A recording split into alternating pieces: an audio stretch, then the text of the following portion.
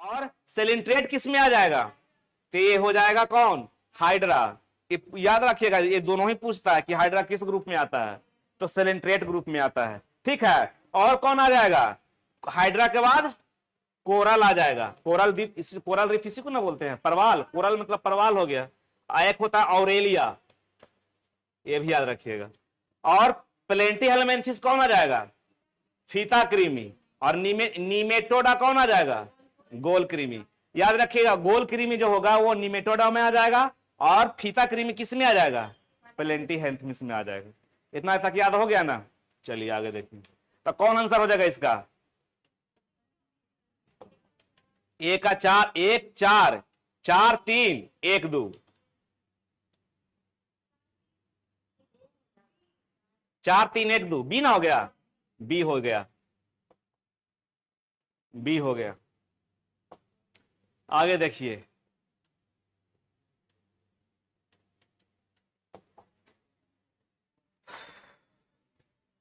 यहां पर देखिए, एनिलिडा में कौन आ जाएगा? एनिलिडा में आ जाएगा, क्या हो गया?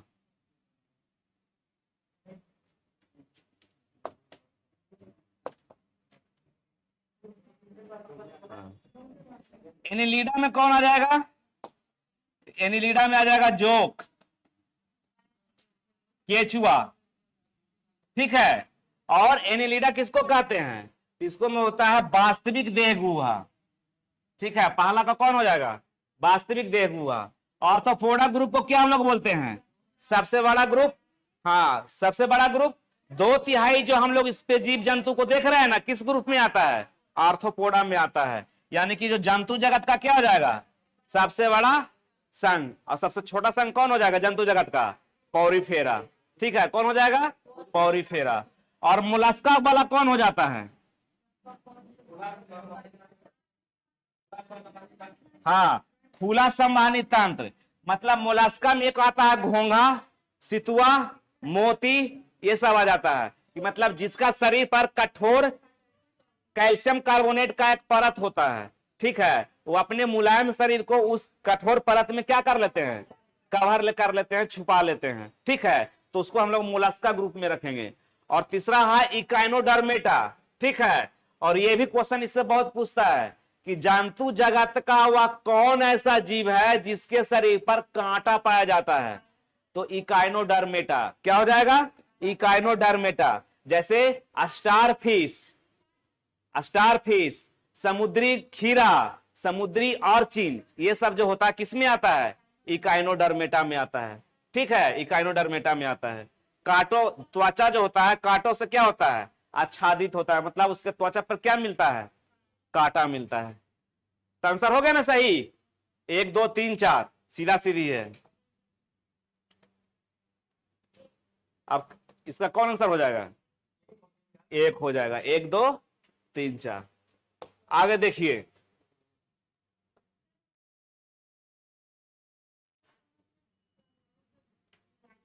वास्तविक देह गुहा का मतलब हो गया कि इसका जो एनिलिडा ग्रुप का जो जन जंतु रहता है उसका जो शरीर रहता है खंड में विभाजित होता है। नहीं समझे? जितना वो मुड़ेगा उसका शरीर वहां से ऐसे रहता है।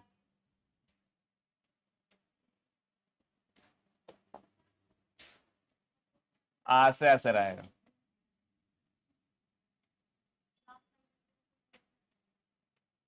ठीक है, उसको जहां से मुड़ना रहेगा क्या हो जाएगा? ठीक है, देखे ही होंगे आराम से। केचुआ को नहीं देखे हैं? हाँ, यहां भी मिल जाएगा।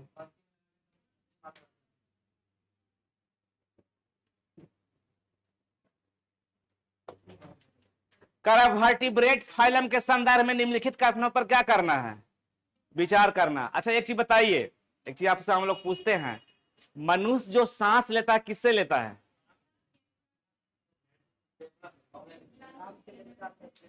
फेफड़ा से लेता है। फेफड़ा तो नाद तो होता है कि फेफड़े तक पहुंचने का एक रास्ता है। फेफड़े तक पहुंचने का क्या है? एक वे है, एक रास्ता है। लेकिन हम लोग जो सांस लेते हैं किससे लेते हैं? लंग से लेते हैं। अच्छा, लेकिन यहां पर एक स्टेटमेंट आपको बताते हैं, बताइएगा तो सही है या गलत है। मनुष्य जो सांस लेता है वो केवल फेफड़ा से सांस लेता है, सही है गलत है। आंख से,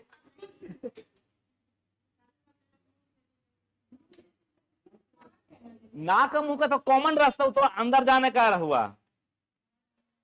हम लोग जो है, हम लोग ने, हमने, हाँ हाँ ठीक बताए। मतलब जब बच्चा इम्ब्राइटिक फॉर्म में होता है, गर्भ में पल रहा होता है, तो उस समय भी तो बच्चा जीवित रहता है ना, रहता है ना। वो बच्चा रहता है एक थैली में, क्या रहता है, पैक, मतलब थैली में बंधा हुआ रहता है जिसमें पूरा लिक्विड वगैरह जमा रहता है। तो वो जो सांस लेता किससे लेता है, तो उस समय उसका हार्ट विकसित, लंग्स विकसित नहीं होता, क्या विकसित होता है, उसको हम लोग गिल्स बोलते हैं, फ्रेंजियल गिल्स बोलते हैं, ग्रसनी गलफड़े होते हैं। तो मनुष्य का, कोई भी मनुष्य, एक ऐसा समय आता है, एक ऐसा फेज आता है जब उसमें जो लंग्स से ना सांस लेकर किससे लेता है, फ्रेंजियल गिल्स से लेता है, ग्रसनी गलफड़े से लेता है। गर्भ में बच्चा जब हो रहता है तब उसमें तो फिर हार्ट फंक्शन काम करने लगता है ना, उसमें पूरा, जब आप दुनिया में बाहर आते हैं तो आपका सारा सिस्टम क्या रहता है, सही हो जाता है। ठीक है, ये चीज जानते थे कि नहीं जानते थे कि कभी मतलब आदमी भी ग्रिल से भी सांस लेता है, हम बता दिए ना। हम सब खाता है बेचारा, उनके काहे बदनाम किए हैं। हम लोग तो गिल्स निकाल के खाते हैं, उसका गलफड़ा को निकाल के खाते हैं। चलिए ठीक, देखिए ठीक, क्यों हमको याद आ गया, समझ गए, याद आ गया वर्टिब्रेट के कारण याद आ गया कि वर्टिब्रेट का ये सब। क्यों नहीं चल रहा, लैब क्यों चल रहा है नीतीश, लैब देखो तो नहीं चल रहा है का, तो हम बोलेंगे तब तुम कहेगा कि बंद हो गया।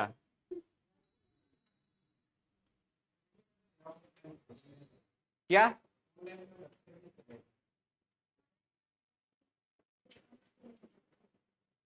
ठीक है, ऑनलाइन क्यों नहीं चलेगा, अभी क्यों नहीं चलेगा।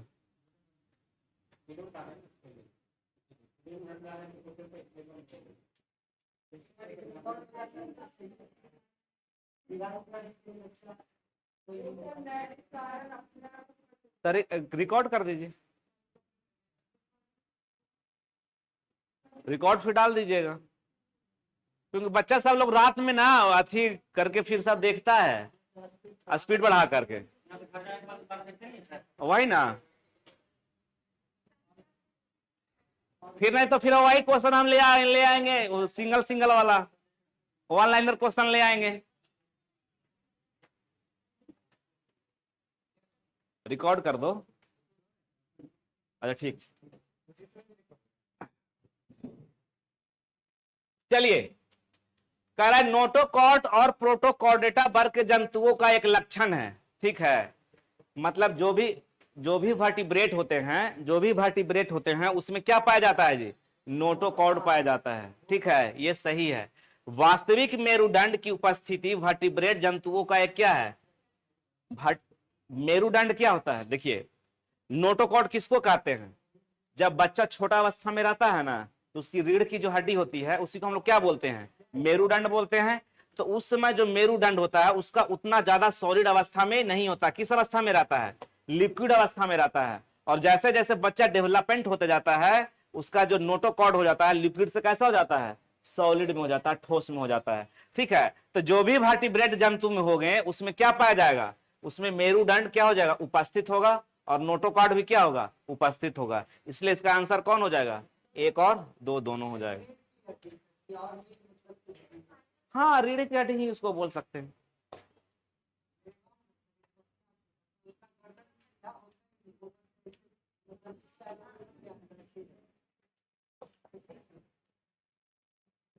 अब उसका बहुत सारा कारण हो सकता है, उसका नर्वस सिस्टम खराब हो रहा होगा।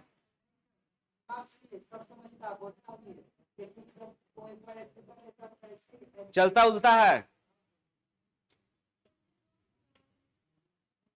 तो कैसे नहीं, तो नहीं बता सकते हैं ऐसा क्या है। अच्छा चलो छोड़िए। कहता है निम्नलिखित कौन सा वर्टिब्रेट कशेरुकी फाइलम के हिस्से होते हैं। देखिए ये बहुत अच्छा चीज आ गया क्वेश्चन, इतना अच्छा क्वेश्चन है कि सब क्वेश्चन बनाने में मजा आ जाता है, जहां हम लोग आप लोगों को बताएंगे। देखिए आप लोग सब जानते हैं कि जो जीव का विकास हुआ है कहां पर हुआ है, सबसे पहले जल में हुआ है, ठीक है। तो जल में जब विकास हुआ है तो उसको हम लोग कौन सा जीव बोलते हैं, उसको हम लोग बोलते हैं मत्स्य, मत्स्य प्राणी। क्या बोलते हैं, जीव, जल में जो जीव रहते हैं उसको हम लोग कौन से एनिमल किंगडम का हाँ उसको हम लोग बोलते हैं पीसेस वर्ग। क्या बोलते हैं, पीसेस वर्ग। ठीक है, यहां पर ध्यान दीजिए हम क्या कहना चाह रहे हैं। जो जब आप पूरा समझिएगा तो समझ में आ जाएगा क्या हम कहना चाह रहे थे लास्ट में। जब बहुत साल ऐसा हो गया कि जब बहुत सारे जीव जंतु जल में रहने लगे तो लाखों करोड़ों साल के बाद कुछ जो जीव जंतु थे जल से निकलकर कहां पर आ गए, स्थल पे आ गए। यानी कि वो जीव जंतु जल में भी मतलब सरवाइव करने लगे और स्थल पर भी सरवाइव करने लगे। तो उस प्रकार के जीव को एक अलग कैटेगरी का नाम दिया गया जिसको हम लोग क्या बोलते हैं, उभयचर, एम्फीबियन।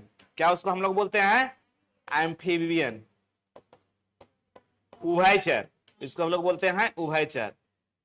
उभयचर वाला प्राणी भी जो जमीन पर चलने लगा, मतलब सरवाइव करने लगा था, वो चलने लगा। जैसे जल में था तो तैरने लगा था, लेकिन जब जमीन पर था तो जमीन पर भी ना चलेगा।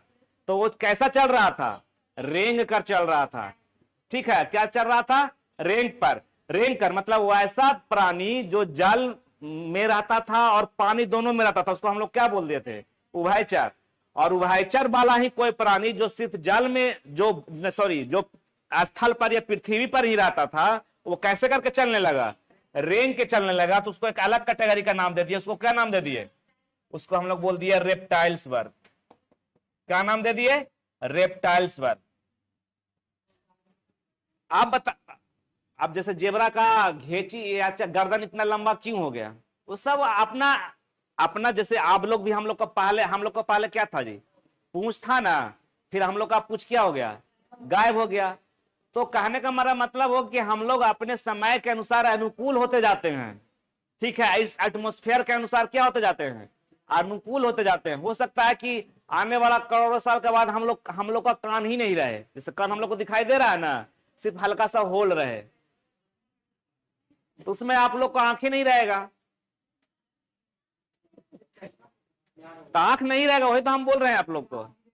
काहे, अब जैसे देख रहे हैं ना कि सबका अलग अलग है। जो रेंगने वाला जीव जंतु था उसका पैर थोड़ा ना था इतना कठोर। ठीक है, फिर क्या हो गया कि रेप्टाइल्स वर्ग जो रेंग के चलता था वो क्या होने लगा, उड़ने का कोशिश किया हवा में। तो एक दिन में थोड़े ना उड़ने लगा होगा, इसके लिए लाख आपने उसका शरीर में परिवर्तन होने के लिए कितना साल, लाखों साल लगा होगा, 1 साल 2 साल में नहीं। तो इसको हम लोग कौन सा ग्रुप रख दिए, एप्स रख दिए। ठीक है, एप्स जिसको हम लोग बोलते हैं पक्षी वर्ग। क्या बोलते हैं, पक्षी वर्ग। और पक्षी वर्ग जब अपने आप में डेवलप किया, अपने आप को विकसित किया, तो उसको कौन से वर्ग में चला गया, वो मैमल्स, जिसको हम लोग क्या बोलते हैं, स्तनधारी बोलते हैं। मतलब अभी तक जो एनिमल किंगडम में जो पादप जगत में जो अथी आई है कि उसको बोलते हैं, जो विकास हुआ है, फाइनल विकास हुआ है, कहां तक हुआ है, मैमल्स तक हुआ है।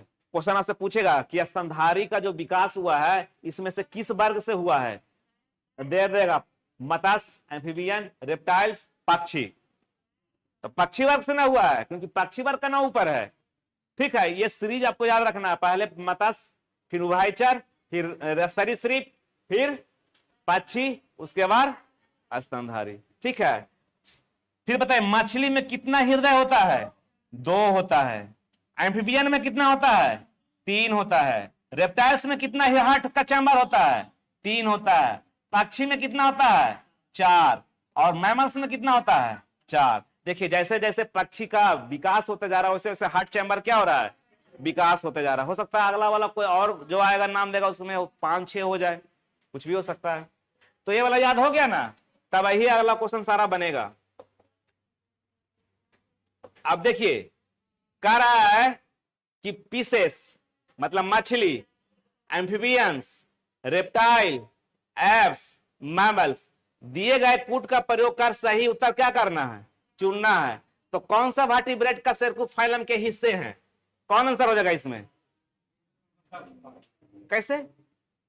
अभी ना हमने बताया था कि वर्टिब्रेट का जो कैसे कैसे इवोल्यूशन हुआ, मैमल्स तक आने में कैसे कैसे इवोल्यूशन हुआ। सबसे पहले क्या चीज आया था, मत्स्य, उसके बाद क्या हो गया, एम्फीबियन, उसके बाद डेवलपमेंट हुआ तो सरीसृप, सरीसृप का डेवलपमेंट हुआ तो पक्षी, पक्षी का डेवलपमेंट हुआ तो मैमल्स। यानी कि 1 2 3 4 और 5 सभी हो जाएगा।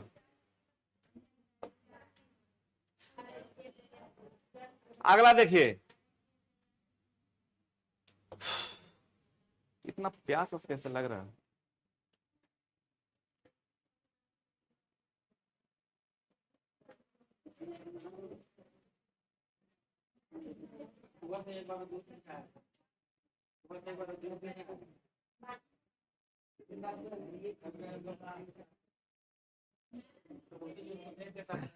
देखिए निम्नलिखित कथनों पर क्या करना है, विचार करना है।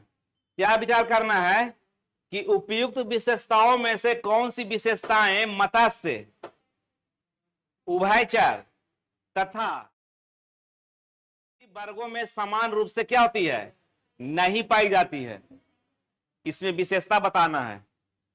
ठीक है, तो कह रहा है कि ये अंडे देने वाले जंतु होते हैं। तो अंडा देने वाले जंतु किसमें होते हैं, मत्स्य, सरीसृप या उभयचर? तो ये तो होते ही हैं, ये तीनों में क्या होते हैं, अंडा वाला देने वाले जंतु होते हैं। ठीक है, जैसे जैसे मछली क्या होते हैं, अंडा देते हैं, पानी में रहता है। ठीक है, सांप सरीसृप हो गया तो अंडा देता है। ठीक है, और कौन हो गया, मैमल्स कहां यहां पर दिखा हुआ है, उभयचर न लिखा, स्थलचर न लिखा हुआ है। हाँ उभयचर में तो हो गया, तो सही ना हो गया। अब फिर हमारा कह रहा है कि बताइए कि ये क्या होते हैं, कोल्ड ब्लडेड होते हैं। आप बताइए कोल्ड ब्लडेड किसको कहते हैं, अभी बताइए।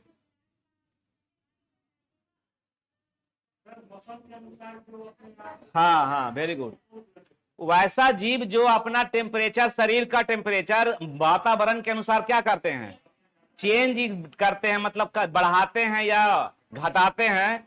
तो इसे को हम लोग क्या बोलते हैं, कोल्ड ब्लडेड बोलते हैं। और जो अपना शरीर का टेम्परेचर नियत रखते हैं, कांस्टेंट रखते हैं, उसको हम लोग क्या बोलते हैं, वार्म ब्लडेड बोलते हैं। तो ठीक है, तो जो जो कोल्ड ब्लडेड होगा वो होगा कौन, मत्स्य वाला भी कोल्ड ब्लडेड होगा, मछली कोल्ड ब्लडेड होता है ना, सांप भी कोल्ड ब्लडेड होता है ना, और सरीसृप रेंगने वाला भी क्या होता है, कोल्ड ब्लडेड होता है। तो ये भी हमारा कॉमन फैक्टर है, सही है। कहता इनका हार्ट जो होता है कितना कक्षीय होता है, त्रिकक्षीय होता है। अभी हमने बताया था कि पहला सबसे पहले होता है पीसेस, उसके बाद क्या होता है एम्फीबियन, उसके बाद क्या होता है रेप्टाइल्स, उसके बाद क्या होता है एप्स, उसके बाद क्या होता है मैमल्स। इसमें जो हार्ट चैम्बर होता है 2, इसमें होता है, इसमें होता है, इसमें होता है 4। तो देखिए इसमें कह रहा है कि त्रिकक्षीय होता है। ठीक है, उभयचर और जो रेंगने वाले होते हैं उसमें कितना कितना होगा, 3 होगा।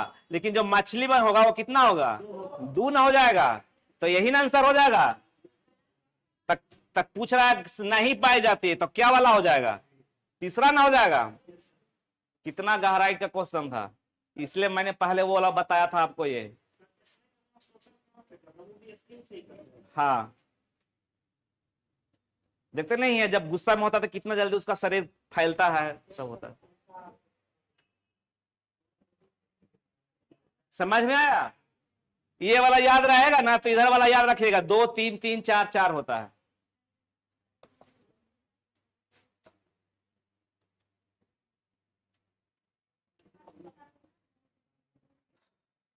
पूछ रहा है कि स्थायी और स्तनपायी जंतुओं के संदर्भ में निम्नलिखित कथनों पर क्या करना है जी, विचार करना है। तो पक्षी वाला है और स्तनपायी वाला है, मतलब ऊपर से 2 वाला है। ठीक है, तो इन दोनों में, पक्षी और स्तनपायी में, दोनों में जो चैम्बर होगा, हार्ट चैम्बर कितना होगा 4 होगा। ठीक है, अब बताइए पक्षी और स्तनपायी मैमल्स जो होते हैं कोल्ड ब्लडेड होते हैं या वार्म ब्लडेड होते हैं? वार्म ब्लडेड होते हैं। पक्षी वर्ग और स्तनधारी वर्ग अपने शरीर का तापमान नहीं बदलते हैं। ठीक है, और जो वार्म ब्लडेड होते हैं उसका जो सर्कुलेटरी सिस्टम होता है ओपन होता है या क्लोज होता है? क्लोज होता है। क्या होता है? क्लोज्ड, बंद परिसरण तंत्र पाया जाता है। और जो कोल्ड ब्लडेड जीव होते हैं उसका कैसा होता है? ओपन होता है, ओपन सर्कुलेटरी सिस्टम होता है। ठीक है, ये सब क्लास में पढ़ाया हुआ है। कह रहा है ये दोनों वार्म ब्लडेड जीव होते हैं, सही है गलत? सही है। दूसरा कहता है कि इनमें 4 कक्षीय क्या होते हैं? हार्ट पाए जाते हैं, सही है गलत है? सही है। तीसरा, इनमें श्वसन के लिए क्या होते हैं? फेफड़े होते हैं, सही है गलत है? सही है। ठीक है, तो कौन आंसर हो जाएगा? 1, 2 और 3 हो जाएगा।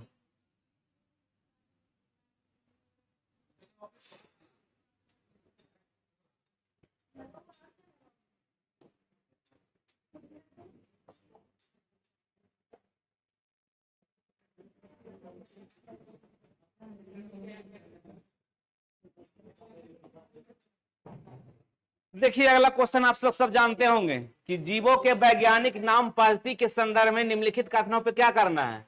विचार करना। क्या विचार करना है? कि इस वैज्ञानिक नाम पद्धति का सबसे पहले किसने? कैरोलस लिनियस द्वारा शुरू किया गया था, सही तो है? कैरोलस लिनियस ने सबसे पहले ही वर्गीकरण का सिद्धांत दिया था, इसलिए तो फादर ऑफ टैक्सोनॉमी बोलते हैं। और किस पुस्तक में? सिस्टेमा नेचर में। ठीक है, इसके अंतर्गत नाम देने के लिए केवल जीन्स एवं स्पीसीज प्रजाति को ही ध्यान में रखा जाता है। ठीक तो है, दोनों सही है, इसमें ज्यादा कुछ बताने वाला नहीं है। अगला देखिए,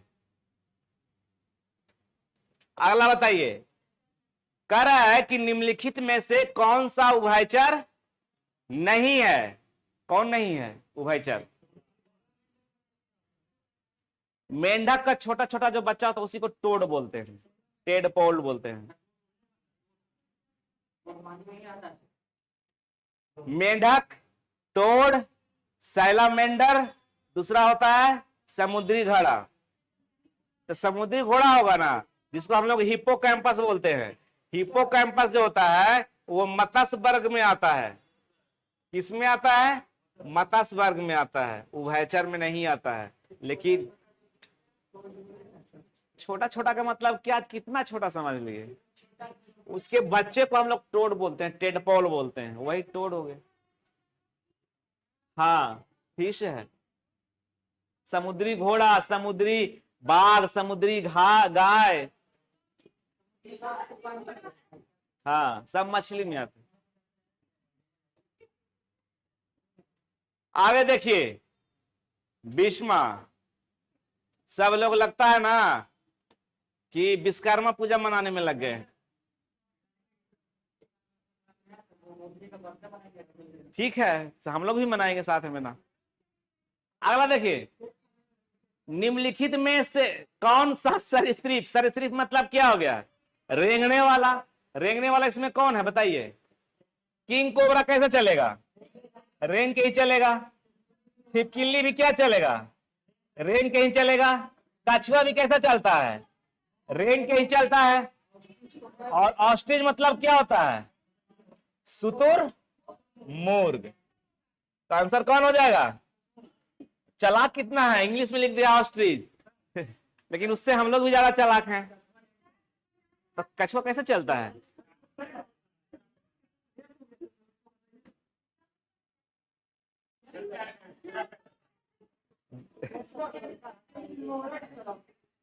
कछुआ, कछुआ खरगोश की कहानी आप लोग सुने हैं कि नहीं सुने हैं? क्या सुने थे?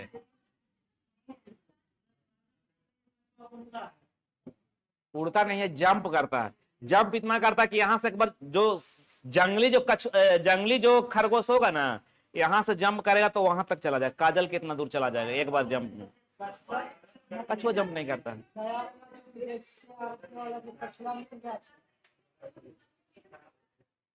अच्छा देखिए, एक चीज आपको कहानी सुनाते हैं आप लोग को, बहुत अच्छा मोटिवेशनल कहानी है। कछुआ खरगोश के कहानी से आप लोग क्या सीखते हैं?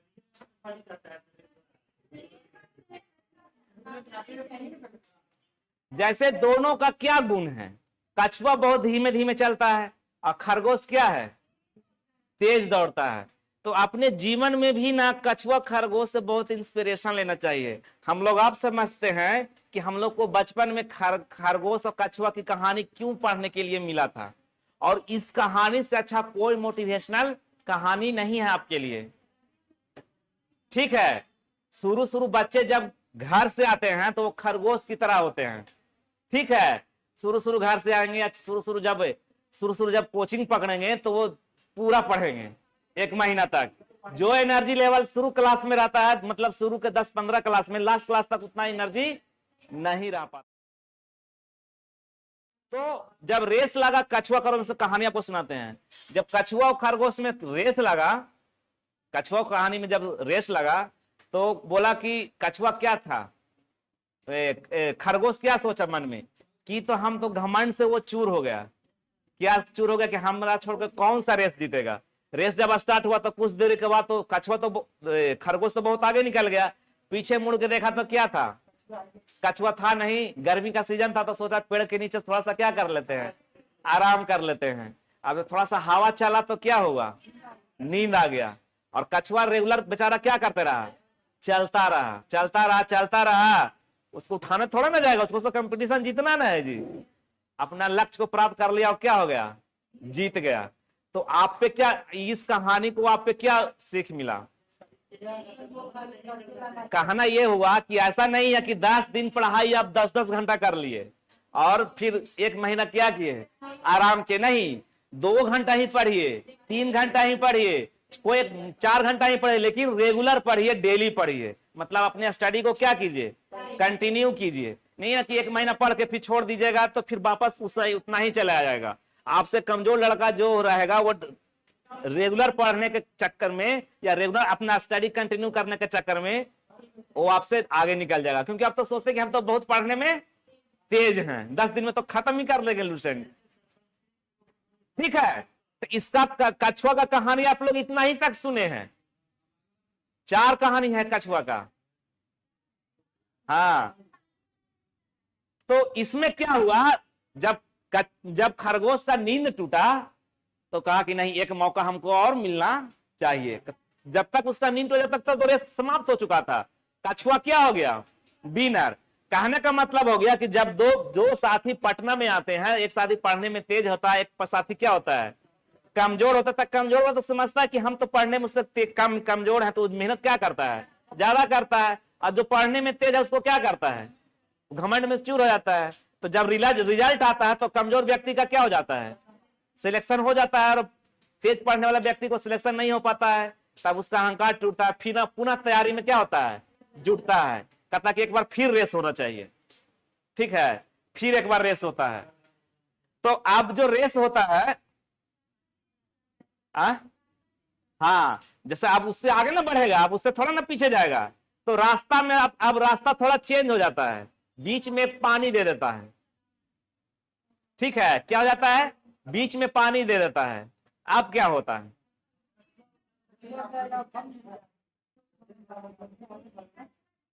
क्योंकि अब दोनों का फिर गुण आ गया क्या, कि कछुआ तो पानी अति में स्थल पर बहुत तेजी से चलेगा, पानी में क्या हो जाएगा, धीमा हो जाएगा थोड़ा, या तो डूब जाएगा, तैर के किसी तरह पार भी हो सकता है। लेकिन कछुआ के लिए ये जो स्थल है वो क्या हो गया, आसान हो गया, अति मतलब कठिन है, और पानी कछुआ के लिए क्या है, आसान है। कहने का मतलब हो गया कि अगर कोई 2 स्टूडेंट है तो कोई सब्जेक्ट आपका क्या होगा, वीक होगा, और कोई सब्जेक्ट क्या होगा, स्ट्रांग। मतलब कोई दोस्त जो होगा आपका, जो सब्जेक्ट आपका कमजोर हो सकता है, वो हो सकता है दूसरे स्टूडेंट का, दूसरे दोस्त का वो जो सब्जेक्ट होगा क्या होगा, मजबूत होगा। जब रेस चलता है तो फिर कछुआ क्या हो जाता है, जीत जाता है। क्योंकि खरगोश तो पानी में नहीं ना चलेगा, नहीं ना चलेगा, डूब जाएगा। तो आप कैसे, तो फिर खरगोश कहता है कि फिर एक बार रेस लगना चाहिए, 3 बार चलो भाई, 3 चांस में जो भी ट्राई सीरीज खेलते हैं हम लोग। तो दूसरा कहानी से आप लोग क्या शिक्षा मिला, अपने कमजोरी को क्या करना है, दूर करना है। अगर खरगोश पानी में भी चलना जानता तो कछुआ से जीत नहीं जाता।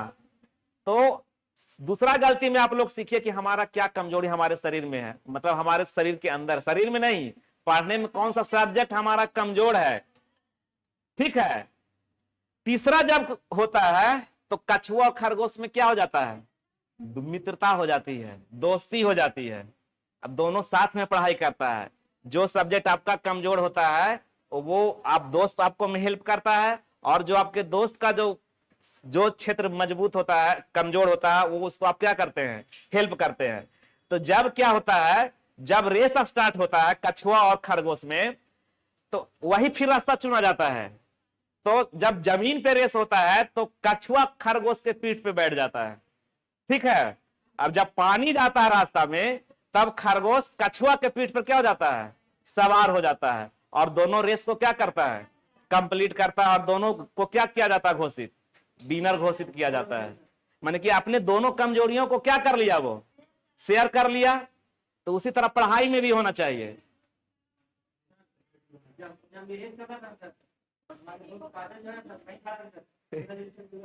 तो आप समझ में आ गया ना।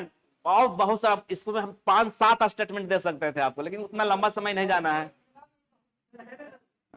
तो आपने कमजोरी को समझिए, आगे चलिए, छोड़िए।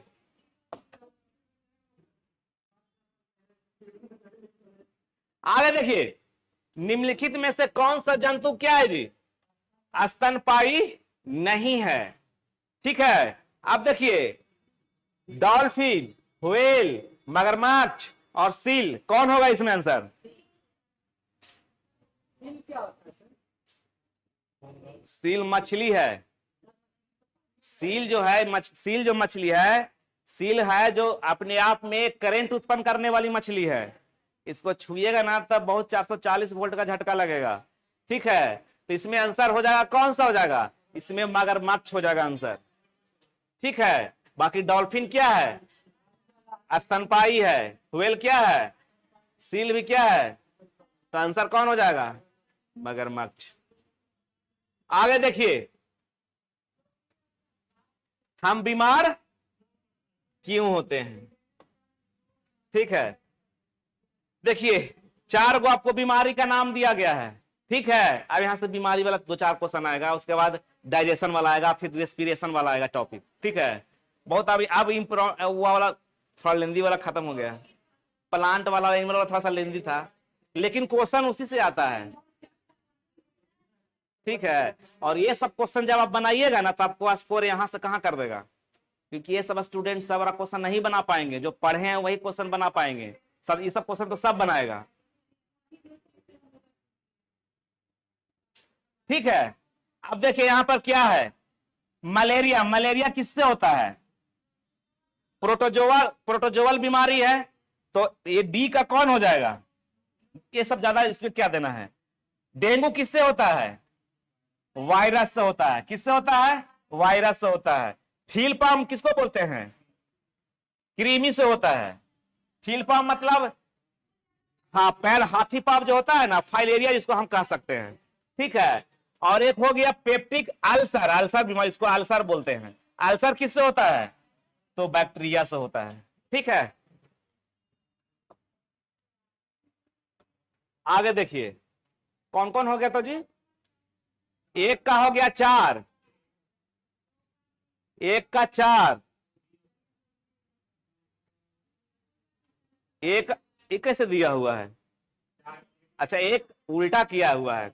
एक का 4, बी का क्या हो जाएगा, डेंगू का वायरस 1, 4, 1 किस में होगा, बी में। 4, 1, 3, 2। आगे देखिए, एंटीबायोटिक। सबसे पहले एंटीबायोटिक किससे बनाया जाता है, कवक से बनाया जाता है। कौन सा बनाया जाता है, कवक से बनाया जाता है। सबसे पहले जो एंटीबायोटिक है वो किस कवक से बनाया गया है, पेनिसिलिन। तो पेनिसिलिन क्या है, कवक है। मशरूम क्या है, कवक है। ईस्ट क्या है, कवक है। और सबसे पहला जो एंटीबायोटिक बनाए थे, कौन बनाए थे, अलेक्जेंडर फ्लेमिंग बनाए थे। ठीक है। अब देखिए ये क्या कहता है एंटीबायोटिक के बारे में, इतना तो बता दिया एंटीबायोटिक के बारे में। ये कहता है ये समानता बैक्टीरिया के महत्वपूर्ण जैव रासायनिक मार्ग को क्या करता है, बंद कर देता है। सही या गलत है? देखिए एक्चुअली क्या होता है ना कि बैक्टीरिया जब हमारे शरीर में प्रवेश करता है तो कोशिका अपने आप को सुरक्षित रखने के लिए क्या बना लेता है, कोशिका भित्ति बनाता है। क्या बनाता है? कोशिका भित्ति। तो चूंकि हम लोग का जो सेल है, हम लोग के सेल में कोशिका भित्ति बनता है नहीं ना, होता है सेल मेम्ब्रेन ना होता है, होता है ना। तो ये एंटीबायोटिक जब आप कोई बीमार होते हैं तो करना कहते हैं नहीं ठीक हो रहा, लगता है एंटीबायोटिक खाना पड़ेगा। ठीक है, तो एंटीबायोटिक जब खाते हैं तो जो बैक्टीरिया जो कोशिका भित्ति बनाने का जो रास्ता होता है उसको क्या कर देता है, बंद कर, मतलब उसके बनाने का तरीका को खत्म कर देता है। ठीक है, तो चूंकि हम लोग के सेल में तो कोशिका भित्ति होता नहीं है, तो इस एंटीबायोटिक का प्रभाव हमारे सेल के ऊपर नहीं पड़ता है। तो वही कह रहा है कि ये समानता बैक्टीरिया के महत्वपूर्ण जैव रासायनिक मार्ग को क्या कर देता है, बंद कर देता है। तो ये सही ना हो गया, गलत नहीं होगा, ये क्या हो गया, सही हो गया। दूसरा क्या कहता है कि वायरस संक्रमण पर भी क्या होता है, कारगर साबित होता है। कारगर साबित होता है, सही है गलत है? गलत है। ये क्या है, ये गलत है। इसीलिए कहा जाता है कि जो बैक्टीरियल डिजीज का टीका होता है या वायरस वाला डिजीज का जो टीका होता है, तो बैक्टीरियल डिजीज का टीका बनाना क्या होता है, आसान होता है, और वायरस वाला डिजीज वाला टीका बनाना क्या होता है। हम लोग को जो कोरोना वायरस का जो टीका पड़ा है, अभी तक टीका थोड़ा ना पड़ा है, वो तो बूस्टर लिए हैं, वो तो हाँ, वो तो आपके शरीर में प्रतिरोधक क्षमता को बढ़ाने के लिए क्या है, वायरस दिया गया है। अभी तक कोरोना का कोई टीका नहीं आया, जैसे पोलियो का टीका आया है ना, उसी तरह हाँ, उसी तरह अभी तक कोरोना का टीका नहीं है। कोरोना का टीका आने में अभी 35-40 मतलब 2035-40 ईस्वी तक आएगा। ठीक है, तो आंसर कौन हो जाएगा? हाँ, आगे आगे देखिए, बहुत ही अच्छा क्वेश्चन है ये। सब एनसीईआरटी का क्वेश्चन वही सब लड़का बना सकता है जिसको कॉन्सेप्ट क्या है, क्लियर है, नहीं तो कोई उपाय नहीं है। कहता है टीबी क्षय रोग। ठीक है, क्षय रोग वायु द्वारा क्या होता है, संचारित होता है। कहने का मतलब हो गया अगर किसी व्यक्ति को टीबी हो गया है, ट्यूबरकुलोसिस हो गया है, तो अगर उसके संपर्क में आएंगे तो आप में भी उसका बैक्टीरिया जाने का क्या रहता है, चांसेस रहते हैं। इसीलिए जो टीबी होता है उसका जूठा खाना नहीं खाना चाहिए, वो थूक दिया तो उसको आसपास नहीं रहना चाहिए, मतलब उस व्यक्ति के आसपास रहना ही नहीं चाहिए। उसके द्वारा कोई भी यूज किया हुआ सामान को आपको यूज नहीं करना है। तो पहला क्या हो गया, सही हो गया। दूसरा कहता है हैजा जो होता है वो क्या होता है, दूषित पानी से संचारित होता है। ये भी सही है। जिस एरिया में बाढ़ प्रभावित इलाका एरिया होता है ना, तो जहां बाढ़ आ जाती है ना, तो बाढ़ आने के बाद सबसे ज्यादा कौन सा रोग फैलता है, तो हैजा, कॉलरा, डायरिया ही फैलता है। ठीक है, तो संदूषित पानी पीने से होता है। तीसरा कहता है कि एड्स केवल लैंगिक असुरक्षित मतलब यौन संपर्क स्थापित करने से हो सकता है। गलत है, सही है? गलत है। केवल उससे थोड़ा ना होता है, बहुत तरह से हो सकता है। ठीक है, अगर संक्रमित सुई से भी आप अपना ब्लड चढ़ाते हैं तो भी क्या हो जाएगा, संक्रमित हो जाएंगे। अगर संक्रमित ब्लड अपने शरीर में चढ़ाते हैं, डोनेट करते हैं, तो उससे भी क्या हो जाएगा, प्रभावित हो जाएगा। अगर कोई एड्स से संक्रमित मां है और अपने बच्चे को क्या करती है, दूध पिलाती है, तो उस दूध के माध्यम से उस बच्चे में उस पोलियो वायरस, एड्स का वायरस जाने का क्या है, चांसेस बना रहता है। क्या उसमें वायरस उस दूध में आ सकता है। ठीक है। और तीसरा, अगर कोई मां, गर्भवती मां अगर एड्स से संबंधित है और उसके बच्चे में भी फिर जो जन्म लेगा उसमें भी एड्स होने की संभावना रहती है। बहुत तरह के एड्स हो सकता है। तो केवल देखिए बहुत सारा ऐसा स्टेटमेंट है ना कि केवल सभी लगा देगा ना, तो स्टेटमेंट 90% गलत ही रहता है। तो ये हमारा केवल वाला क्या हो गया, तो कौन हो जाएगा आंसर?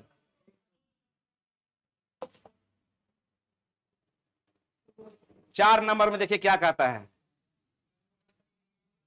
प्रतिरक्षा तंत्र मतलब एंटीबॉडी के संदर्भ में निम्नलिखित कथनों पर क्या करना है जी, विचार करना। करते हैं विचार, क्या विचार करना है कह रहा है HIV संक्रमण में वायरस प्रतिरक्षा तंत्र पर क्या करते हैं, आक्रमण करते हैं। तो HIV वायरस वाला रोग है, तो सही तो है कि हमारा प्रतिरक्षा तंत्र पे क्या करता है, अटैक करता है। तो पहला हमारा स्टेटमेंट क्या है, सही है। दूसरा क्या कहता है कि गंभीर संक्रामक रोग प्रतिरक्षा तंत्र की असफलता को क्या करते हैं, दर्शाते हैं।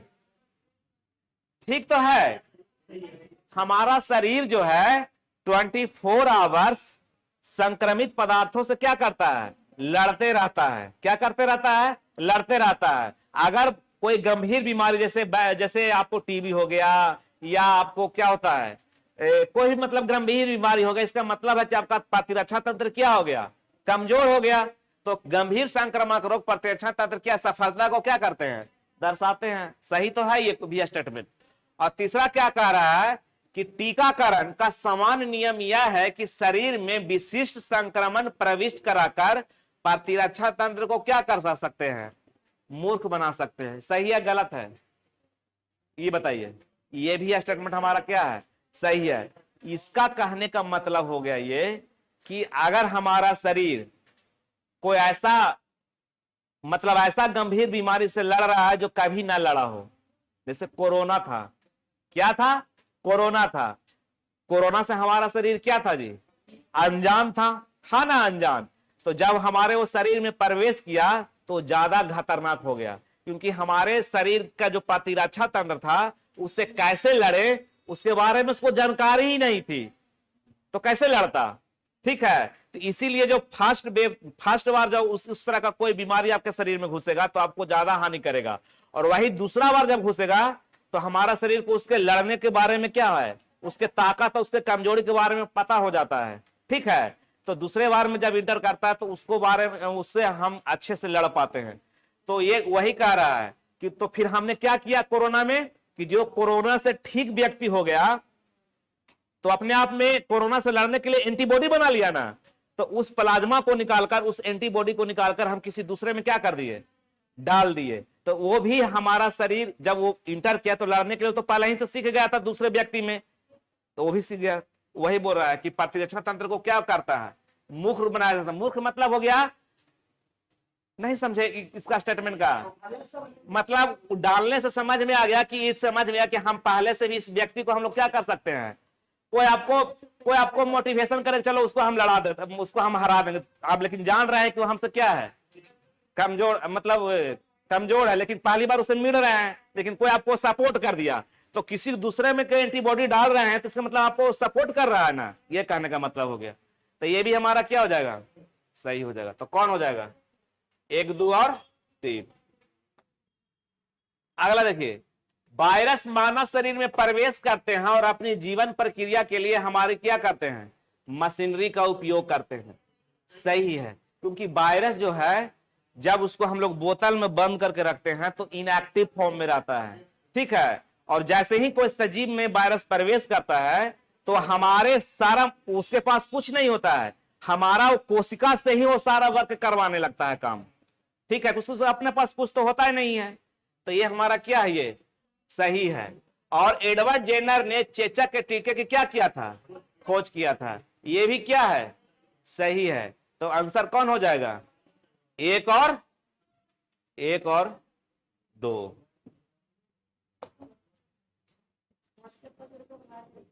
आगे देखिए,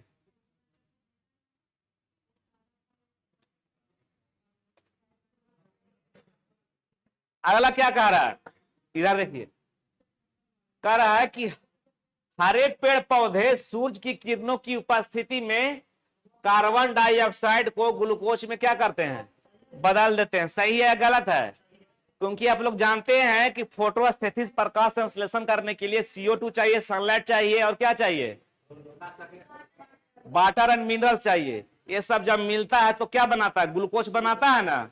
तो वही तो ठीक तो है कि हरे पेड़ पौधे सूर्य की किरणों की उपस्थिति में कार्बन डाइऑक्साइड को क्या चीज में बदल देते हैं, ग्लूकोज में। जैसे 6CO2 प्लस 12H2O, और किसकी उपस्थिति में, सनलाइट की उपस्थिति में क्या बनाता है, C6H12O6 plus 6O2 plus 6H2O, मतलब ऑक्सीजन और जल बनाता है और ग्लूकोज बनाता है।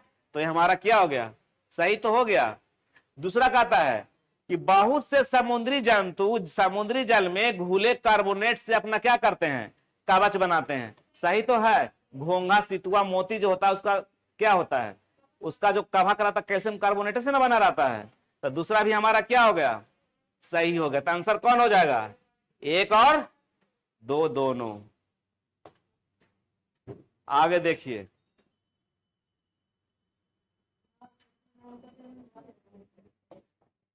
अगला कह रहा है वायुमंडल के संदर्भ में निम्नलिखित कथनों पर क्या करना है जी, विचार करना है। कह रहा है, क्या कह रहा है कि बहुत वायुमंडल पृथ्वी के औसत तापमान को पूरे वर्ष लगभग क्या रखता है, नियत रखता है। पृथ्वी का औसत तापमान कितना होता है, पृथ्वी का जो औसत तापमान है वो 30 डिग्री से लेकर 35 डिग्री के बीच में रहता है। ठीक है, तो पहला हमारा स्टेटमेंट क्या हो गया, सही हो गया। दूसरा कह रहा है नियत रखता है, इतना ज्यादा नहीं बढ़ने देता है वो। वायुमंडलीय जलीय भाग द्वारा प्रवर्तित किए जाने वाले विकिरण से क्या होता है, गर्म होता है, क्योंकि स्थल मंडल विकिरण को पूर्णतः क्या कर लेता है, अवशोषित नहीं करता है। स्थल मंडल भी सूर्य से प्राप्त किरणों को पुनः क्या करता है, रिफ्लेक्ट करता है। तो अवशोषित थोड़ा ना करता है, कुछ ना कुछ मात्रा में वो क्या करता है, वो पूर्ण विकृत कर देता है। तो ये आंसर क्या हो जाएगा, गलत। कितना छोटा छोटा सब ठीक रहेगा, बीचवा में एक जगह गलती लिख देगा। तो हमारा कौन सा इसका आंसर सही होगा, एक बार A1 हो जाएगा। आगे देखिए,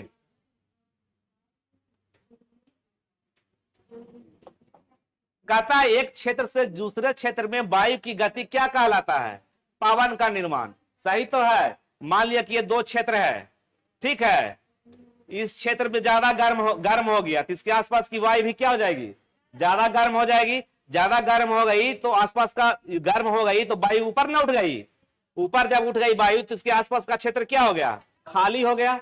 आसपास का क्षेत्र क्या हो गया, खाली हो गया। यानी कि खाली होने का मतलब निम्न दाब का क्षेत्र बन गया। इधर क्या है, हाई प्रेशर। तो हाई, अब जो इस स्थान को भरने के लिए क्या होगा, हवा किधर चलेगी, हाई प्रेशर से लो प्रेशर की ओर। तो यही तो पवन का निर्माण हो गया ना। ठीक है, तो ये हमारा कौन सा आंसर हो जाएगा, दूसरा भी क्या हो जाएगा, पहला ना है, पहला हमारा क्या हो जाएगा, सही हो जाएगा। दूसरा कहता है कि दिन के समय हवा की दिशा किधर की ओर होती है, स्थल से समुद्र की ओर। सही है गलत है, दिन के समय क्या होगा, खुद सोचिए ना भाई, कि मान लिया कि ये स्थल है और इधर ये क्या है, समुद्र है, और यहां पर क्या है, सूर्य है। ठीक है, सूर्य है। सूर्य में क्या होता है कि स्थल पर भी लाइट पड़ रही है और समुद्र पर भी लाइट पड़ रही है ना। तो दोनों ज्यादा कौन गर्म होगा, स्थल ज्यादा गर्म होगा या समुद्र ज्यादा गर्म होगा, स्थल ज्यादा गर्म ना होगा। पानी की मात्रा 3/3 है, ये 1/3 है। ठीक है, तो स्थल ज्यादा गर्म होगा। तो स्थल ज्यादा गर्म होगा तो पृथ्वी के या स्थल के जो आसपास की हवा रहेगी वो गर्म होकर क्या जाएगी, ऊपर उठेगी। तो स्थल पर कैसा दाब क्षेत्र बन जाएगा, निम्न दाब क्षेत्र बन जाएगा। और समुद्र की ओर कैसा है, उच्च दाब है। तो जो हवा चलेगी कैसे चलेगी, समुद्र से स्थल की ओर। तो यहां पर क्या लिखा हुआ है, स्थल से समुद्र की ओर। तो स्टेटमेंट क्या हो गया, गलत हो गया ना। ठीक है, तो इसी को हम लोग बोलते हैं, समुद्र से जो स्थल को चलता है इसी को हम लोग बोलते हैं समुद्री समीर। समुद्री समीर। तो समुद्री समीर कब चलता है, दिन में, और स्थलीय समीर रात में। तो दूसरा क्या हो गया, गलत में हो गया। तीसरा है कि पृथ्वी का घूर्णन हवाओं को क्या करता है, प्रभावित करने वाले कारक है। ये भी क्या है, सही है। तो आंसर कौन हो जाएगा, सी 1 और 3।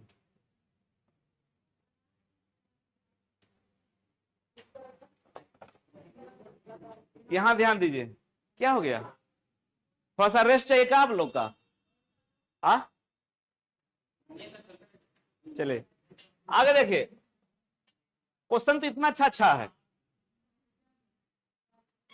जब आप अगर यहां से आप वास्तविक में अच्छे रूप से किए होंगे तो जब वहां पर क्वेश्चन देखेंगे तो आपको लॉलीपॉप लगेगा।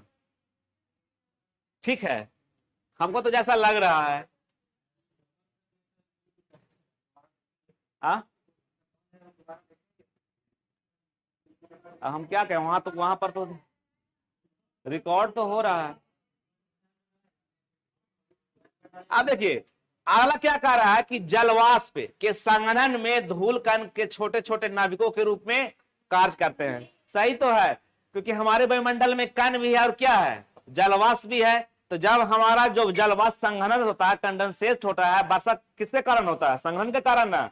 तो ये जो जलवाष्प, ये जो धूल कण है, धूल कण के ऊपर ही क्या होता है, जलवाष्प आकर क्या हो जाता है, संघनित होने लगता है, और धूल कण क्या हो जाती है, नाभिक का रूप ले लेती है। तो ये हमारा क्या हो गया, सही हो गया। अब दूसरा कह रहा है कि नाइट्रोजन के ऑक्साइड और कार्बन मोनोऑक्साइड अम्लीय वर्षा के क्या होते हैं, कैसे, सल्फर के ऑक्साइड ना होता, कार्बन मोनोऑक्साइड CO थोड़े ना होता है। देखिए एक वो सही दिया है, वो गलत दिया है। NO2 और SO2 जो होता है एसिड रेन के लिए, अम्ल वर्षा के लिए क्या होता है, जिम्मेवार होता है। तो दूसरा हमारा क्या हो गया, समझे ना।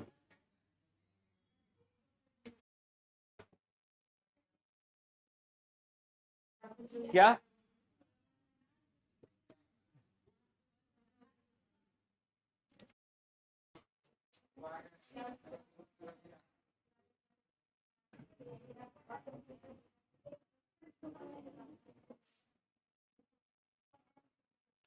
अच्छा, एक बार जैसे ये क्वेश्चन, इसके पीछे वाला क्वेश्चन था ना, इसके पीछे वाला क्वेश्चन था ना,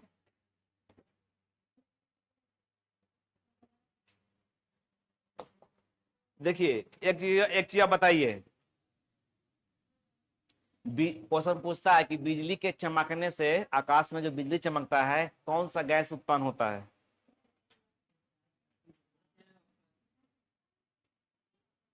नाइट्रोजन। ठीक है, देखिए होता क्या है, कैसे NO2 बनता है, देखो बताते हैं। हमारे वायुमंडल में क्या है जी, नाइट्रोजन भी है, ऑक्सीजन भी है, और कार्बन डाइऑक्साइड भी है। सब मतलब अधिकतर मेनली रूप से ये तीन गैस पाया जाता है। तब बिजली जब चमकता है तो उसमें बहुत ज्यादा एनर्जी होता है ना, तो बहुत हाई टेम्परेचर और बहुत हाई प्रेशर के कारण जो हमारा नाइट्रोजन है वो क्या चीज में चेंज हो जाता है, वो हो जाता है नाइट्रोजन के ऑक्साइड में। ठीक है, वो या तो नाइट्रोजन के कंपाउंड में चेंज हो जाता है, नाइट्रस ऑक्साइड बोलते हैं।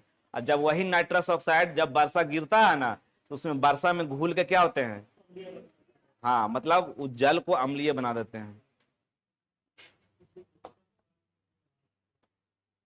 आगे देखिए, ह्यूमस क्या कहता है कि या सड़े गले जीवों को क्या है, अंश है। जैसे पेड़ पौधे या जीव जंतु मर गया तो उसको बैक्टीरिया या फंगस के द्वारा क्या कर दिया जाता है, अपघटित कर लिया जाता है, और उसको ह्यूमस और मिट्टी में मिल जाता है। ठीक है, जिससे मृदे की संरचना का मुख्य क्या कारण, मतलब मृदा जो बनता है संरचना का, ये भी मुख्य कारण है, ह्यूमस के कारण ही बनता है। ठीक है, तो ये भी हमारा क्या हो गया, सही हो गया। और ये ह्यूमस जो होता है मृदा को क्या बनाता है, सरंध्र बनाता है। ठीक है, मतलब सरंध्र मतलब हल्का। ठीक है, तो ये भी क्या हो गया, सही हो गया। तो आंसर कौन हो जाएगा, 1 2 और 3। क्योंकि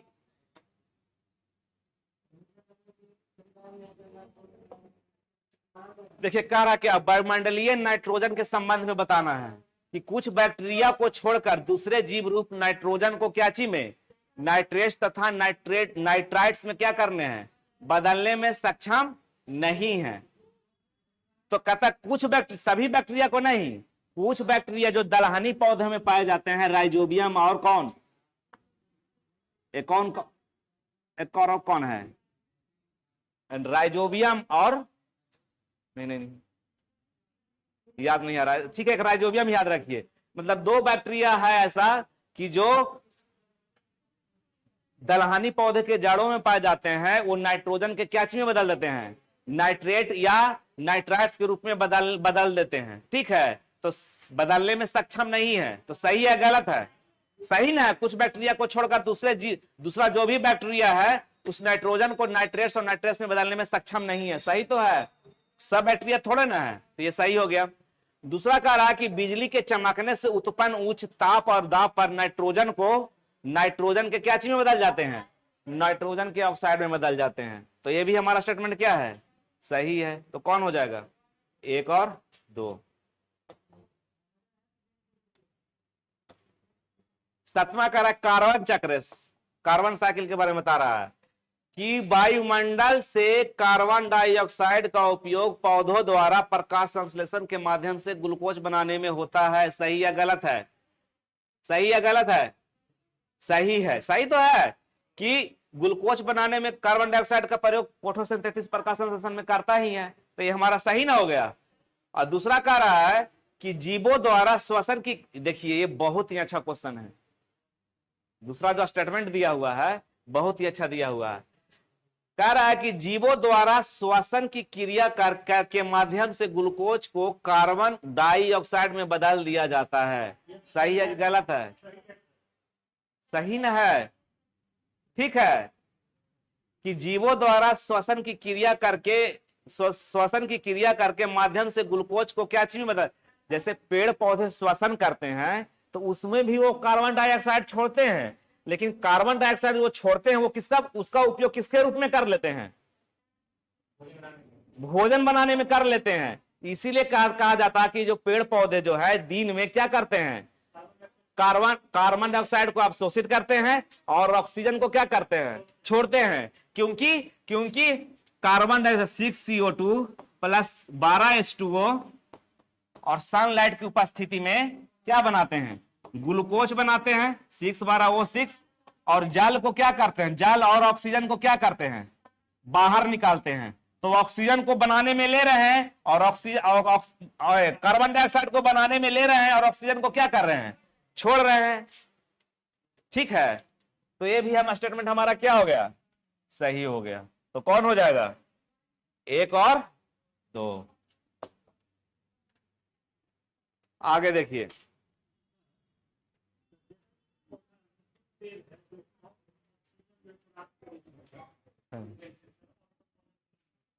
कहा कौन ऐसा है?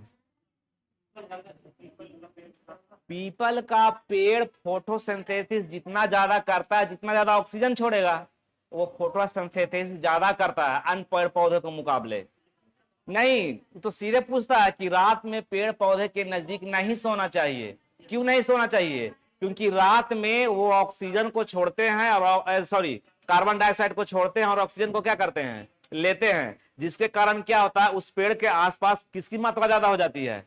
कार्बन डाइऑक्साइड की मात्रा ज्यादा हो जाती है। और चूंकि आप भी क्या कर रहे हैं? ऑक्सीजन को ले रहे हैं और कार्बन डाइऑक्साइड को क्या कर रहे हैं? छोड़ रहे हैं। तो ऑक्सीजन की क्या हो गई? मात्रा कम हो गई ना, तो जिसके कारण व्यक्ति की क्या हो जाती है? दम घुटने से मृत्यु हो जाती है। तो कहता है दाम रात में इसमें लगता है भूत रहता है जो रात में इसको क्या कर दिया? दबा दिया गला। ठीक है, भूत ही पेड़ है। वहां तो कुछ समझ में नहीं रहा कि उसको क्यों मृत्यु हो गया।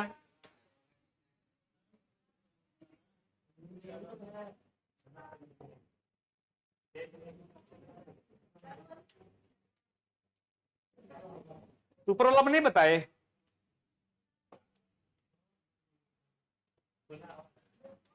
तो 1 और 2 दोनों होगा ना इसके लिए? नहीं नहीं, ये नहीं हुआ है, ये वाला हो गया था, दोनों सही था, ये नहीं हुआ था।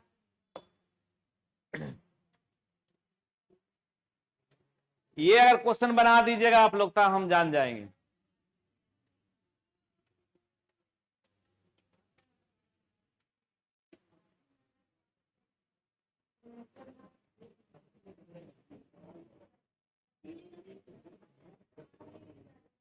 आप लोग जानते हैं, हमको पता है। अच्छा, आपका क्या नाम? भूला गया आपका नाम। संध्या। हाँ, संध्या जी बोल रहे हैं दोनों गलत।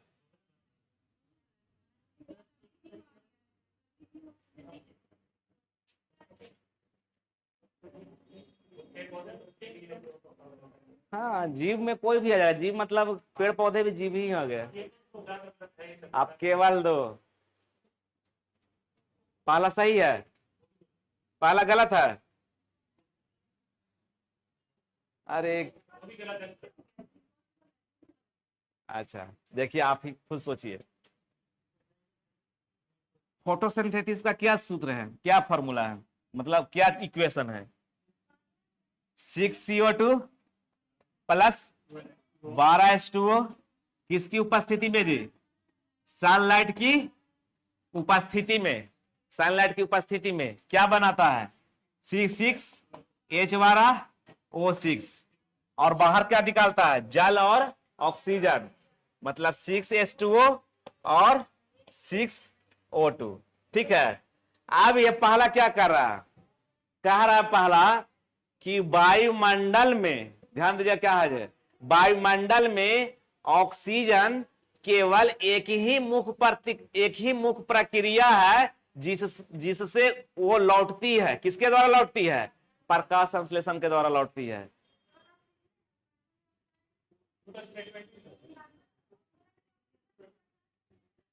तो जब प्रकाश संश्लेषण कर लिए तो हमारा ये क्या हो गया? CO2 के हम लोग क्या किए? यूज कर लिए और वापस हमारा क्या इसमें ले आए? ऑक्सीजन ले आए। तो ऑक्सीजन लौटाने की प्रक्रिया सही तो है ना? ये नहीं समझे? समझे नहीं समझे?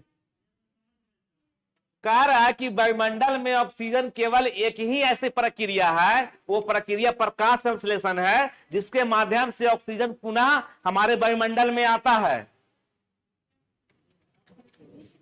और कौन प्रक्रिया जिसके कारण ऑक्सीजन बाहर आ सकता है? अगर पेड़ पौधा समाप्त कर दिया जाए तो ऑक्सीजन रहेगा? नहीं ना रहेगा। तो सही हुआ गलत हुआ? तब ये नहीं जानते थे, क्योंकि इस तरह का क्वेश्चन प्रैक्टिस कीजिएगा तभी आपका नॉलेज और मतलब दूर तक सोचिएगा। एनसीईआरटी बनाने में यही होता है, सोचना है। दूसरा क्या कह रहा है कि अच्छा, दूसरा क्या, दूसरा सही है गलत है? कैसे गलत है, कैसे सही है? कहता है सभी जीवों के श्वसन के लिए ऑक्सीजन एक अनिवार्य तत्व है। देखिए, हमने पहले ही बताया था, श्वसन में बताया था कि श्वसन कितने प्रकार का होता है जी? 2 प्रकार का होता है। देखिए, सब बताया हुआ है। एक को हम लोग बोलते हैं ऑक्सी श्वसन या वायवीय श्वसन, एक को बोलते हैं अवायवीय श्वसन। वायवीय श्वसन उसको कहते हैं जो ऑक्सीजन की उपस्थिति में होता है, और अवायवीय श्वसन में 2 तरह का होता है। एक होता है ऑक्सीजन की अनुपस्थिति में, एक होता है ऑक्सीजन की कम अनुपस्थिति में। तो यहां पर लिख रहा है कि जीवों के श्वसन के लिए ऑक्सीजन एक अनिवार्य तत्व है, सभी जीवों के लिए। तो सभी जीवों के लिए नहीं, कुछ ऐसे भी बैक्टीरिया हैं जो जो श्वसन करते हैं ऑक्सीजन की अनुपस्थिति में, जैसे दूध से दही बनना, अल्कोहल का निर्माण होना, ब्रेड का निर्माण होना, ये सब बैक्टीरिया के द्वारा होता है, जिसको हम लोग बोलते हैं फर्मेंटेशन विधि। फर्मेंटेशन विधि में ऑक्सीजन क्या, वो बैक्टीरिया क्या करता है या कवक क्या करता है कि उसमें जो श्वसन करता है ऑक्सीजन के अनुपस्थिति में ही कर लेता है। तो दूसरा क्या हो गया?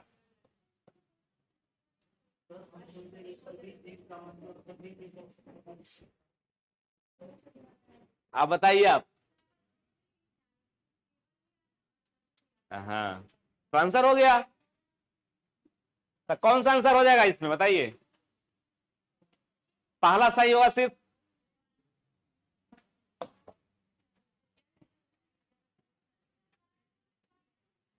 दूसरा में हमको लगा कि फंस सकते, लेकिन पहला में हमको विश्वास नहीं था कि आप लोग उसमें आप लोग उलझ जाइएगा।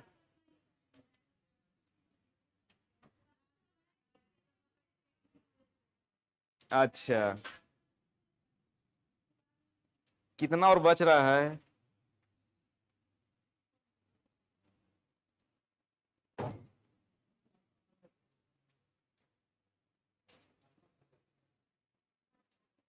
चलिए आगे देखिए, अभी है 8-10 क्वेश्चन है, टाइम है। आगे देखिए, कह रहा है ओजोन के बारे में। ओजोन का सूत्र क्या होता है?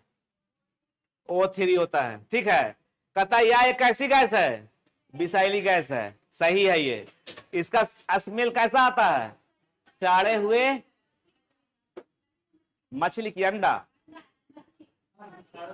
सड़े हुए मछली की जैसा। ठीक है, सड़े ओजोन गैस का जो स्मेल होता है सड़े हुए मछली के जैसा होता है। दूसरा दूसरा कहता है कि यह क्लोरोफ्लोरोकार्बन से क्रिया करके पृथ्वी से लौटने वाले विकिरणों के लिए एक क्या बनाता है? अभेद परत बनाता है। सही है गलत है? अभी बताइए।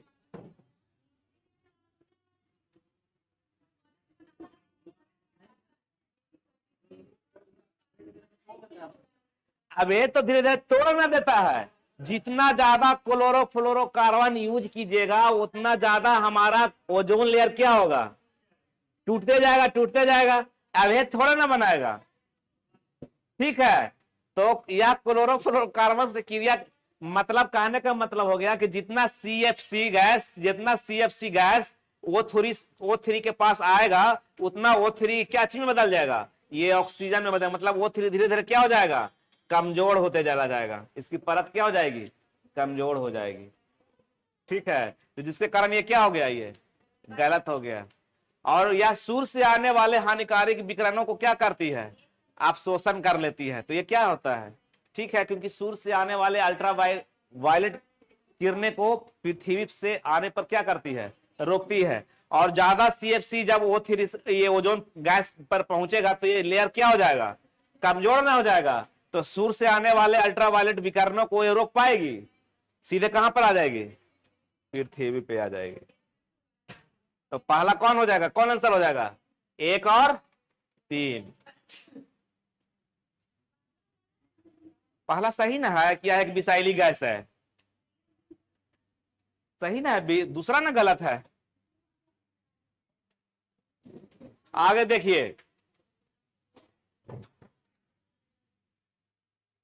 आगे क्या कह रहा है, आगे कह रहा है कि चावल है, मूंग है और मूंगफली है, ठीक है। चावल में क्या मिलता है जी, कार्बोहाइड्रेट, सही है गलत। मूंग में क्या मिलता है, प्रोटीन, सही है गलत। मूंगफली में क्या मिलता है, फैट, सही है गलत। तो आंसर कौन हो जाएगा,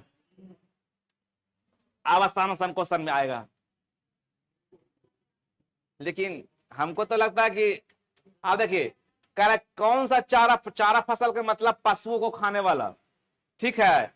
बरसिम घास आप लोग उगाते हैं ना गाय और भैंसों को खाने के लिए, तो बरसिम घास होगा।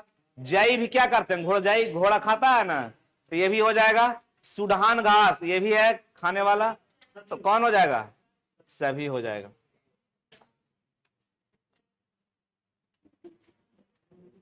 कह रहा है कि कौन सा युग्म रबो लिख दिया है, रवि यही लिखा है, इसका क्या नाम है, नहीं ये नहीं लिखा बेचारा, ये तो ठीक लिखा था टाइम। युग्म रबी और खरीफ फसल का क्या है, युग्म नहीं है। अच्छा बताइए, रबी फसल में कौन कौन आ जाएगा, गेहूं, याद रखिएगा, सरसों, चना, मसूर, मटर, हाँ ये सब जो हो गया क्या चीज में आ जाएगा, रबी फसल में, ठीक है। सरसों इसमें आएगा, हाँ। खरीफ जो आएगा किसमें आएगा, इसमें आ जाएगा, कौन, धान, मक्का, अरहर, मूंग, उड़द, ये सब जो है किसमें आ जाएगा, खरीफ फसल में आ जाएगा, धान, मक्का, अरहर, मूंग, उड़द, ठीक है।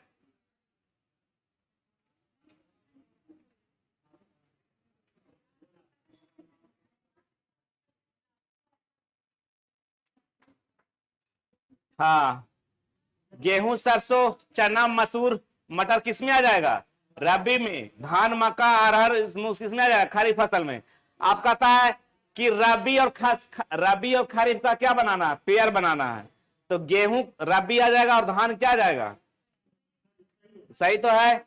उड़द और सोयाबीन किसमें आ जाएगा, देखिए उड़द और सोयाबीन किसमें आ जाएगा, उड़द और सोयाबीन आ जाएगा खरीफ में आ जाएगा, ये आ जाएगा खरीफ में, ठीक है। सरसों और अरहर किसमें आ जाएगा, रबी में। अलसी और मक्का किसमें आ जाएगा, ये आ जाएगा खरीफ में। आंसर कौन हो जाएगा,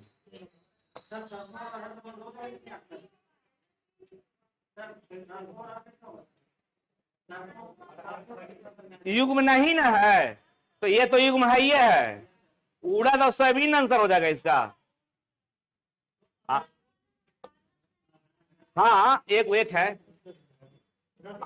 हाँ। आगे देखिए,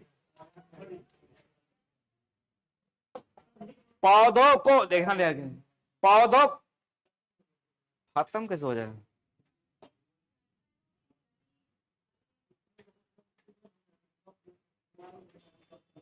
कितना नंबर था क्वेश्चन?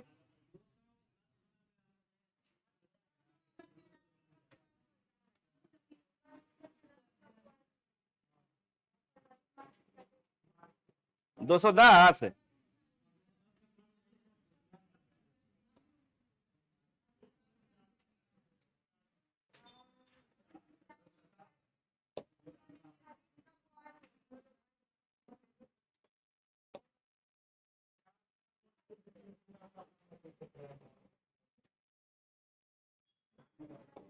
चलिए क्या कर रहा है?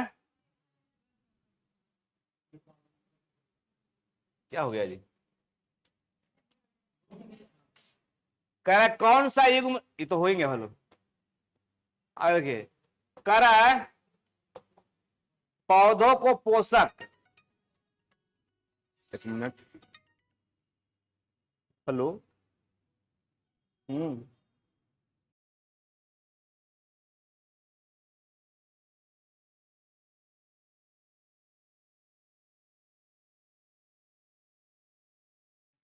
यहां ध्यान दीजिए, कह रहा है पौधों को पोषक हवा, पानी तथा मिट्टी से क्या होता है? प्राप्त होता है। इन पोषक के संदर्भ में निम्नलिखित कथनों पे क्या होता है? विचार करना। यहां ध्यान दीजिए, कह रहा है कि पौधों को जो बृहद पोषक होता है वो कहां से मिलता है? जल से होती है। सही है गलत है? ध्यान दीजिएगा, पौधों को 16 पोषक तत्वों की आवश्यकता होती है। कितना तत्वों की? 16 तरह के पोषक तत्व की आवश्यकता होती है, जिसमें जो छह पोषक तत्व होते हैं, वो सबसे ज्यादा क्या होते हैं? महत्वपूर्ण होते हैं। उसी को हम लोग बोलते हैं बृहद पोषक तत्व। कौन कौन सा? पहला को बोलते हैं हम लोग नाइट्रोजन, दूसरा को हम लोग क्या बोलते हैं? Potassium, phosphorus. दूसरा को हम लोग क्या बोलते हैं? पोटेशियम। तीसरा में क्या होता है? कैल्शियम। चौथा में क्या होता है? मैग्नीशियम। ठीक है, चौथा में होता है मैग्नीशियम। और कौन होता है? एक होता है सल्फर। एक कौन होता है? सल्फर। ये 6 चीज 1 2 3 4 5 6, और ये सब कहां से मिलते हैं? ये सब सारे मिलते हैं मिट्टी से। कहां से मिलते हैं? मिट्टी से। तो पौधों को बृहद पोषक तत्व जल से प्राप्ति ना होकर कहां से होती है? मृदा से। और 16 तरह के पोषक तत्व पौधों के जरूरी होता है, जिसमें 6 तत्व को हम लोग बोलते हैं बृहद पोषक तत्व। Nitrogen, phosphorus, potassium, calcium, magnesium और सल्फर। ठीक है, दूसरा पहला गलत ना हो गया। दूसरा हो गया पोषक के रूप में पौधे कार्बन तथा ऑक्सीजन कहां से प्राप्त करते हैं? वायु से करते हैं। तो दूसरा हमारा सही ना हो गया। कार्बन और ऑक्सीजन कहां से कराते हैं? तो आंसर विचार कीजिए क्या है? सही है तो केवल 2 ना हो गया, पहला तो गलती हो गया। ठीक है, तो आंसर कौन हो जाएगा? केवल 2 हो जाएगा, केवल 2 हो जाएगा। आगे देखिए, कहता खाद के संदर्भ में निम्नलिखित कथनों पर क्या करना है? विचार करना है। कहता खाद जो होता है रेतीली मिट्टी के जल धारण क्षमता को क्या करती है? घटाती है नहीं, क्या कर देती है? वो बढ़ाती है। क्या करती है? और चिकनी मिट्टी के जल धारण क्षमता क्या करती है? उल्टा हो गया है, घटाती है। तो ये गलत ना हो गया। वर्मी कंपोस्ट एक खाद है जो केचुओं की सहायता से क्या किया जाता है? तो ये हमारा क्या हो गया? सही है। हरी खाद फसल उगने से पहले खेतों में क्या किया जाता है? उगाई की जाती है, और बाद में उस पर हल चलाकर खेती की मिट्टी में क्या कर दिया जाता है? मिला दिया जाता है। सही तो है। जिस खेत में आप किसका प्रयोग करते हैं? इस खेत में आप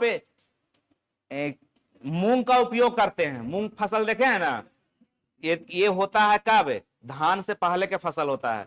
तो किसान लोग क्या करता है कि मूंग का पौधा जो लगा देता है, क्योंकि दलहनी पौधे के जड़ों में क्या पाए जाते हैं? राइजोबियम नामक बैक्टीरिया, जो मिट्टी में किसकी मात्रा को बढ़ाते हैं? नाइट्रोजन की मात्रा को बढ़ाते हैं। तो क्या होता है कि मूंग हो गया, ढैंचा हो गया, ये सब, पटसन हो गया, हाँ पटसन हो गया, ये सब क्या होता है कि खेत में लगा दीजिए, और जब बरसात हो तो उसको उसी में क्या कर दीजिए? खेतों में ही छोड़ दीजिए, तो वो पानी में सड़ गल के क्या बना देगा, खाद बना देगा। ठीक है, तो देखते हो कि जिस खेत में मूंग का पौधा होगा उसमें धान की फसल क्या होती है, अच्छी होती है। ठीक है, उसमें ज्यादा खाद देने की जरूरत नहीं है। तो ये भी हमारा क्या है, सही है। आपको अभी तक हम लोग आपको खेती करने के लिए सिखा रहे हैं, आप पशुपालन करने के लिए सिखाएंगे। देखिए आगे आगे है इसमें, कार्बनिक खेती के संदर्भ में निम्नलिखित कथनों में क्या है, सही बताना है।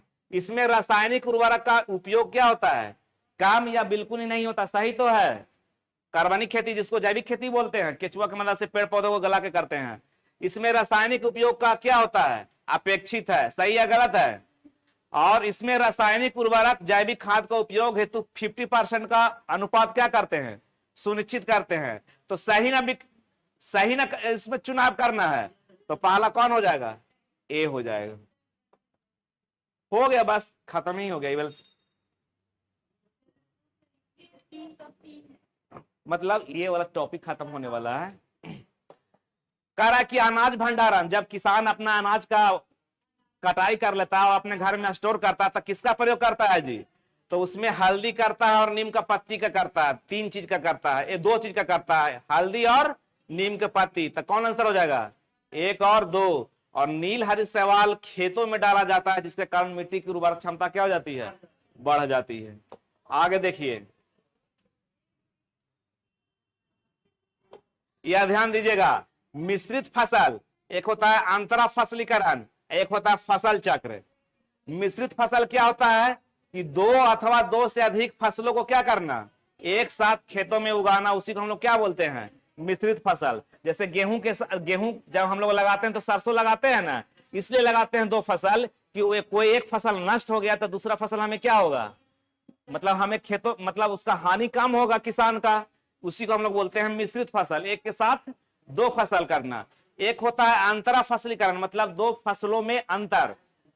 नहीं समझे, जैसे क्या देखिए, 2 अथवा 2 से अधिक फसलों को एक ही साथ खेत में क्या करना है, उगाना है। इसको हम उगा सकते हैं किसके किसके साथ उगा सकते हैं, तो इसको हम लोग उगा सकते हैं मक्का के साथ सोयाबीन। मक्का क्या होता है, बड़ा बड़ा होता है, और सोयाबीन क्या होता है, छोटा होता है। तो दोनों फसल हो गया ना, अब दोनों का पैटर्न अलग अलग हो गया, तो इसको हम लोग बोलते हैं अंतरा फसलीकरण। और फसल चक्र क्या होता है, फसल चक्र होता है कि हम लोग फसल चक्र में क्या होता है कि हम लोग फसल को, एक ही फसल को बार बार एक ही खेत में उगाइएगा तो उसका जो उत्पादन क्षमता होता है क्या होता है, घट जाता है। तो हम लोग को खेतों में फसल को मतलब बदल बदल के उपजाना चाहिए। जैसे अगर कोई खेत है, वहां पर अगर 2 साल हम गेहूं का या धान का कर लिए हैं, तो तीसरा साल उसमें मक्का लगा दीजिए। ठीक है, तो उसी को हम लोग बोलते हैं साइकिल। तो किसी खेत में पूर्व नियोजित कार्यक्रम के अनुसार विभिन्न फसलों को क्या करना, उगाना। तो इसमें तीनों क्या है, हमारा तीनों आंसर सही है। कह रहे हैं ना कि आपको खेती करने के लिए सिखा रहे हैं, अगला में आपको पशुपालन सिखाएंगे। सही में छोड़ दीजिए, बहुत बोलना जा रहे हैं। कितना स्लाइड हो गया है, अच्छा अगला में खत्म हो जाएगा। 222 क्वेश्चन इसको नहीं कहिए, 222 गुने 5 करिए कर भाई। मतलब एक क्वेश्चन में 3-4 स्टेटमेंट है, समझिए वो सब क्वेश्चन ही है ना, वो 1000 क्वेश्चन से ऊपर बायोलॉजी में आप पढ़ लिए। हाँ, चैप्टर बाय चैप्टर भी हो गया। अभी इसमें बहुत अच्छा चैप्टर आने वाला बाकी है सब। ठीक है, लेंदी चैप्टर खत्म हो गया, सब आसान आसान चैप्टर आएगा। हाँ क्या मेरा अब 4 बजे से क्लास होगा।